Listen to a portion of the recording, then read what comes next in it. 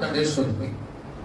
అది కూడా శ్రేష్టమైన ఇస్తుందంట. అంటే దేవుడు మానవుడికి ఆశీర్వాదాలన్నీ కూడా ఎక్కడ దాచుంచాడు? భూమిలో.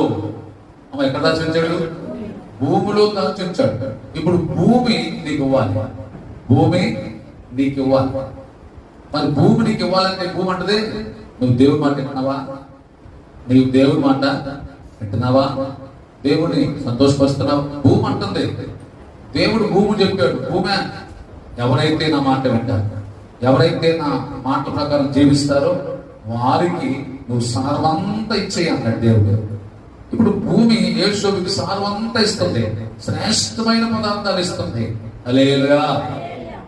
ఈరోజు మన జీవితం ఇక్కడికి ఆలోచిస్తే మనమంటే దేవుడు మాట వింటే, యెషయా గ్రంథంలో మాట ఉంది, మీరు నాతో కనుక సమ్మతించి నా మాట వినేలా మీరు భూమి మీద శ్రేష్టమైన పదార్థాలన్నీ